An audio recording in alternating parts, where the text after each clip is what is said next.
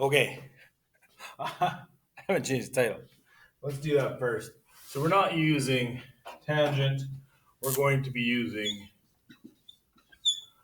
the sine ratio in determining what the missing angle is, in our case theta.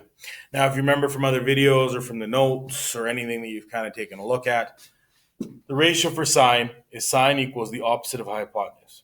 Okay? As always, the first thing I kind of say is please determine where the sides are. Now, for this equation or this example, we're going to put this side as 10, this side is 6, and this side is, who knows, 4, we'll say. Okay? This side really doesn't matter here because we're using sine. So, first things we organize, like I said, is where is the opposite? We go across.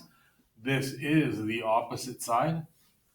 And as always, it never changes. That's why it's still up here. The longest side is the hypotenuse. Now, calculating. Now that we've kind of labeled where the opposite and the hypotenuse are, we can use the ratio. As always, the first thing to do is substitute in the values that we know into our equation. So the sine of theta, that's this guy, or the sine of the angle, I call it theta. I could be totally wrong. Okay, the opposite, the 6 over the hypotenuse, which is 10. Now we kind of reorganize the ratio before we throw it into our calculator. But this equals sine -1 of 6 over 10. Now we do that because on our calculator, the agreed upon one that we're using on the net, has that actually as its function. So if I take those and I punch it into my calculator, see if I can get it close enough that you can actually see me do it. Okay. You'll see here there's a sine of -1. Okay. Then I go 6 divided by 10. Close it. It should be 36.8. Okay. Now it's close enough that we would round it to 37 because of the decimal values. All right.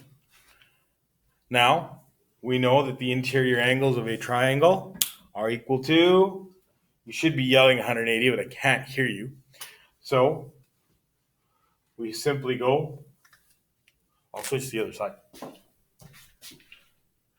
37 plus 90 minus 180.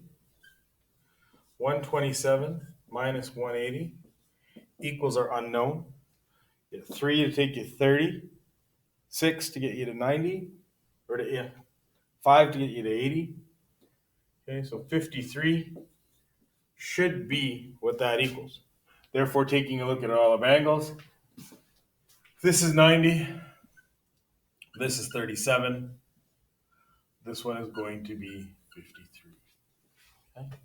And that's basically how you use sine to calculate the missing angle and then do the other ones. Now, if there's any questions, you know how to get a hold of me, but just remember the first step, identify where your opposite and hypotenuse are. Hypotenuse is always easiest. After you've identified for the formula or the ratio, put them in, flip it over, punch it into the calculator, using the calculator we agree upon, get the answer. Finally, calculate the missing final angle. That's it.